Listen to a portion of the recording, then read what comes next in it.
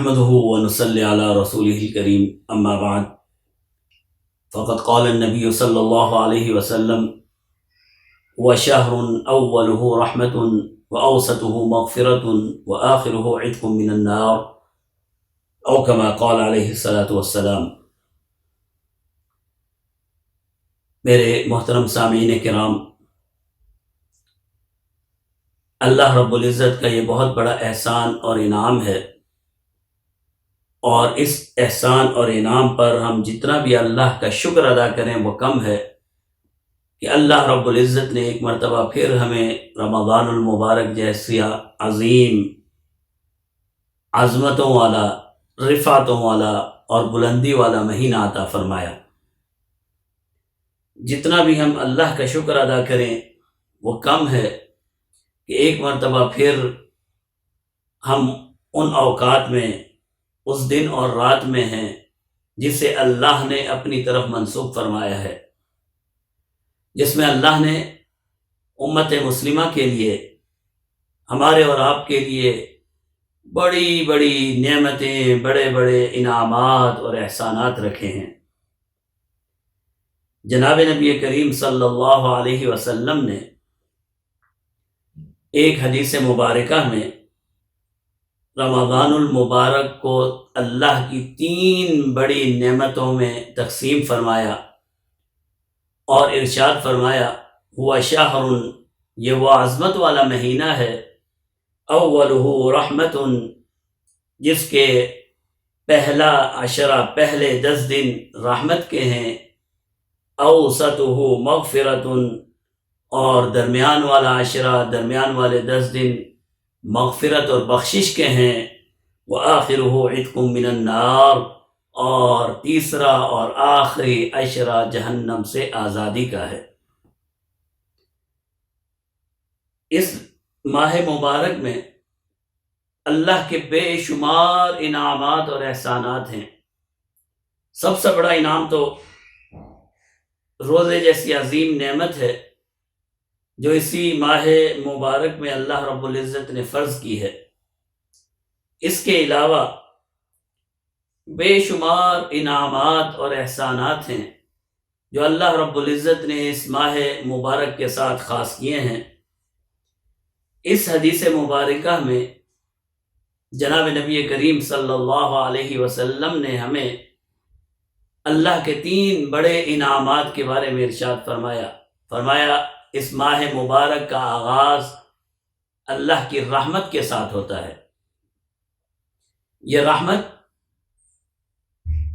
سب سے بڑا سہارا ہے کسی ایمان والے کا۔ اللہ کی رحمت، اس کا فضل، یہ سب سے بڑا انعام ہے جو اللہ نے اپنی مخلوق کو عطا فرمایا ہے۔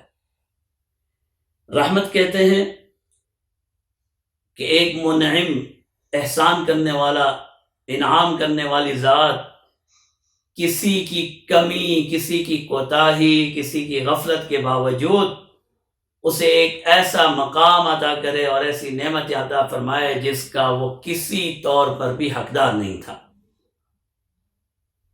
یہ ہے رمضان المبارک کا آغاز، کہ اس کا آغاز رحمت سے ہوتا ہے۔ سامعین کرام، بعض علماء فرماتے ہیں کہ رحمت ایک ایسا مفہوم ہے، اللہ کی ایسی صفت ہے جس کی تعریف کرنے سے انسان کی زبان قاصر ہے۔ کوئی انسان اس رحمت کی کما حق ہو تعریف نہیں کر سکتا۔ اور بعض علماء فرماتے ہیں کہ رحمت بتانے کی نہیں، دکھانے کی چیز ہے، اور اس کی تعریف جناب نبی کریم صلی اللہ علیہ وسلم نے ایک حدیث مبارکہ میں اسے یوں دکھایا، فرمایا اللہ نے اپنی صفت رحمت کے 100 اجزاء کیے، 100 حصے کیے، 99 حصے اپنے پاس محفوظ کر لیے، اور ایک حصہ ہمیں دنیا میں عطا فرما دیا۔ دنیا میں ساری مخلوقات، صرف انسان نہیں، انسان، جن، جانور، درندے، حتیٰ کہ وحشی جانور، ان سب کو اس اللہ کی ایک رحمت کے ایک حصے سے حصہ ملا ہے۔ فرمایا جہاں بھی تم کو دنیا میں شفقت اور مہربانی نظر آتی ہے، وہ اللہ کی اس ایک حصے والی رحمت کا اثر ہے جو اللہ نے ہمیں دنیا میں عطا کر دیا۔ اور اس رحمت اور شفقت کی سب سے بڑی مثال انسان کی والدہ ہے۔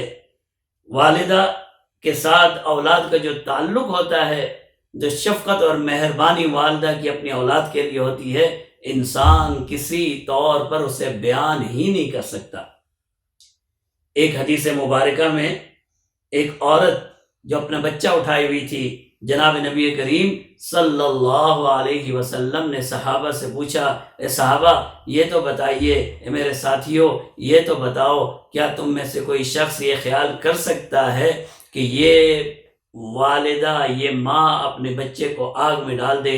صحابہ نے کہا، صحابہ کرام رضوان اللہ تعالی علیہم اجمعین نے ارشاد کیا، عرض کیا کہ یا رسول اللہ یہ ممکن ہی نہیں ہے، اس کی شفقت، اس کی مہربانی، اس کی ممتا اسے یہ اجازت دے ہی نہیں سکتی کہ اپنی اولاد کو آگ میں ڈال دے۔ فرمایا تمہارا رب اس ماں سے 99 درجے زیادہ مہربان اور شفیق ہے۔ یہ ہے وہ مہربانی جس سے رمضان المبارک کا آغاز ہوا۔ اور کیوں رحمت سے رمضان المبارک کا آغاز ہوا؟ مجھے اور آپ کو، ہم جیسے گناہ گاروں کو سہارا دینے کے لیے۔ انسان سوچتا ہے پچھلا رمضان تھا، رمضان جا رہا تھا اور ہمیں افسوس ہو رہا تھا، اور ہم کہہ رہے تھے کاش کہ 2 دن 4 دن 5 دن ہمیں اضافی مل جاتے کہ ہم کوئی عبادت کر لیتے، اللہ کو راضی کر لیتے۔ اتنا ہم نے رمضان المبارک کو آبدیدہ ہو کر رخصت کیا، اور اس کے بعد ہماری حالت یہ ہو گئی کہ ہم میں سے بعض وہ تھے جنہوں نے پلٹ کر ان عبادات کا رخ ہی نہیں کیا جو ہم نے رمضان المبارک میں کی تھی۔ بہت سے بھائی، ہم جیسے بہت سے ایسے ہیں جنہوں نے ان 11 مہینوں میں مسجد جانے کی زحمت ہی نہیں گوارا کی۔ جمعے کے لیے اگر چلے گئے، جمعے کے لیے چلے گئے، بالکل آخری وقت میں گئے اور سب سے پہلے مسجد سے باہر نکل گئے۔ وہ عبادتیں، وہ اطاعتیں جو رمضان المبارک میں ہم نے کی تھیں، اور بہت سے ہم میں سے ایسے ہیں جو اپنے گریبان میں نظر کریں تو ہمیں معلوم ہوگا کہ پچھلے جتنے بھی رمضان آئے ہم نے ان کی قدر نہیں کی۔ ایسی حالت میں جب انسان ایک شرمندگی محسوس کرتا ہے، جب انسان ایک اپنے اندر ندامت محسوس کرتا ہے، اسے یہ خیال ہوتا ہے کہاں میرا رب عظمتوں اور رفعتوں اور بلندیوں والا، جس نے مجھے رمضان المبارک عطا کیا تھا، میں نے اس رمضان المبارک میں تھوڑی بہت عبادت کی تھی، اور کہاں میں نادان کہ اس رمضان المبارک کے بعد یہ 11 مہینے اللہ کی نافرمانی میں، قدم قدم پر اللہ کی نافرمانی، لمحے لمحے میں اللہ کی نافرمانی، قدم قدم پر عبادات کی ناقدری، قدم قدم پر اللہ کی نعمتوں کی ناقدری کر کے آج جب رمضان المبارک میں ہم موجود ہیں، ایک ندامت کا، ایک شرمندگی کا احساس ہوتا ہے کہ کاش یہ 11 مہینے ہم اللہ کی عبادت اور اطاعت میں گزارتے۔ ہم میں سے بہت سے وہ ہیں جب اپنے گناہوں کی طرف نظر کرتے ہیں اور پھر ان رمضان المبارک کی عظمتوں کا اور اس میں موجود اللہ کی نعمتوں کا تذکرہ ہوتا ہے کہ انسان کو بخش دیا جاتا ہے، انسان کو اتنا ثواب عطا کیا جاتا ہے، انسان کی گردن جہنم سے آزاد کر دی جاتی ہے۔ ایک رات کی عبادت 1000 مہینوں کی عبادت سے بہتر ہوتی ہے، تو وہ انسان اپنے گریبان میں جھانک کر کہتا ہے کہاں یہ نعمتیں اور کہاں میں گناہ گار۔ ہو سکتا ہے مجھے یہ نعمتیں نہ ملیں، ہو سکتا ہے ہم ان نعمتوں کو حاصل نہ کر سکیں۔ اس وقت جناب نبی کریم صلی اللہ علیہ وسلم کا یہ فرمان انسان کے سامنے ایک امید اور ایک دلاسا بن کر آتا ہے کہ اے انسان، تیرے رب نے اس مہینے کا آغاز اپنی مہربانی اور شفقت اور رحمت سے کیا۔ جس طرح کوئی بچہ ہے اور اس سے کوئی ایسا قصور ہو جائے، کوئی غلطی ہو جائے، کوئی چیز گھر کی ٹوٹ جائے، تو وہ روتے ہوئے دوڑتے ہوئے اپنی والدہ کے پاس آتا ہے. کیوں؟ کہ اسے اس بات کا یقین ہے کہ اگرچہ اس سے غلطی ہو چکی ہے، غلطی ہے، شرمندہ ہے، اس نے ایک غلط کام کیا، لیکن دوڑ کر والدہ کے پاس جانا اس لیے ہے کہ اسے یقین ہے کہ اس کی والدہ اس کی اس غلطی کو معاف کر دیتی ہے. بالکل یہی ہمارا اور ہمارے رب کا تعلق ہے. اللہ کی مہربانی، اللہ کی رحمتیں عام ہو گئی ہیں. رمضان المبارک کا آغاز ہو گیا ہے.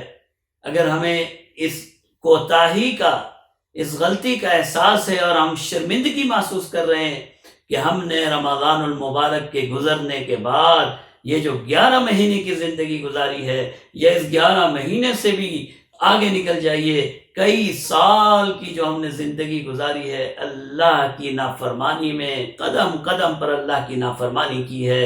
اپنی زندگی کے ہر لمحے میں اللہ کے احکامات کو توڑا ہے. زندگی کے ہر لمحے میں اپنے رب کو ناراض کرنے والے کام کیے ہیں. تو یہ رمضان المبارک ایک امید لے کر آیا ہے. جناب نبی کریم صلی اللہ علیہ وسلم ارشاد فرماتے ہیں، ہوا شہر اولہ رحمت، یہ مہینہ ہے جس کا آغاز ہی اللہ کی مہربانی، اللہ کی شفقت اور رحمت سے ہوتا ہے.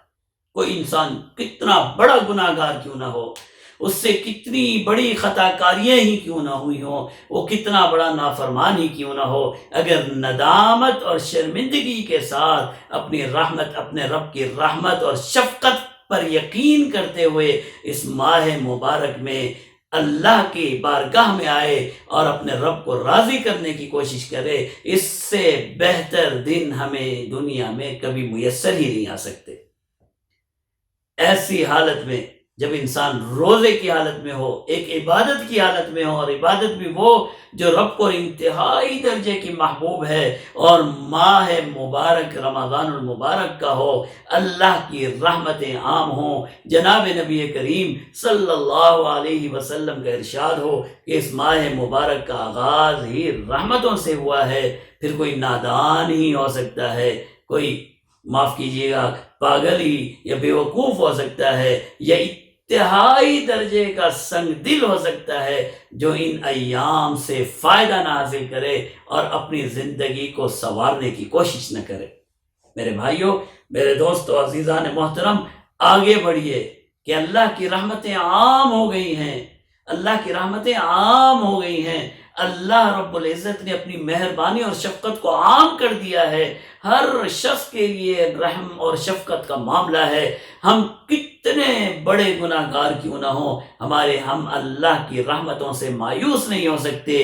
آگے بڑھیے، اپنے گناہوں پر ندامت کا اظہار کیجیے، اپنی غفلتوں پر شرمندگی محسوس کیجیے، اور اپنے رب کی بارگاہ میں جھک جائیے. اپنے رب کو راضی کرنے کے لیے ان ایام اور ان گھڑیوں سے بہتر گھڑیاں ہمیں میسر نہیں ہو سکتی، خصوصاً ایک ایسے وقت میں جب پورا عالم ایک پریشانی میں مبتلا ہے.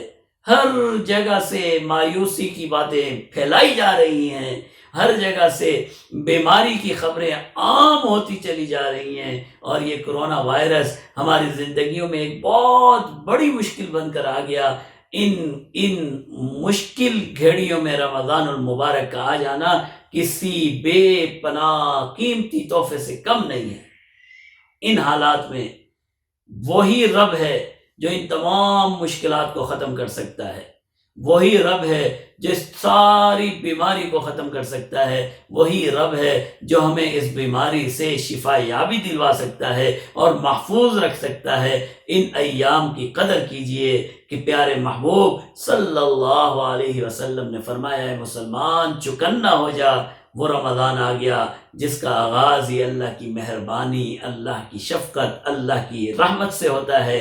اب یہ تجھ پر اور مجھ پر ہے کہ ہم اس رحمت میں سے کتنا حصہ پاتے ہیں.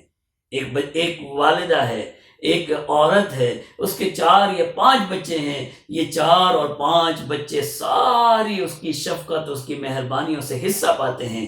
ہر بچہ یہ سمجھتا ہے میں اپنے ماں کا زیادہ محبوب، میں زیادہ لاڈلا ہوں، میں زیادہ پیارا ہوں، میری والدہ مجھ سے زیادہ محبت کرتی ہے۔ بالکل یہی معاملہ انسان کا اور رب کا ہے۔ گناہ کو بھول جائیے، گناہ گاری کو بھول جائیے، اپنی غفلتوں، اپنی ندامتوں کی طرف نہ دیکھیے، اپنے رب کی رحمتوں کی طرف دیکھیے اور آگے بڑھیے۔ ان ایام سے پورا فائدہ اٹھائیں۔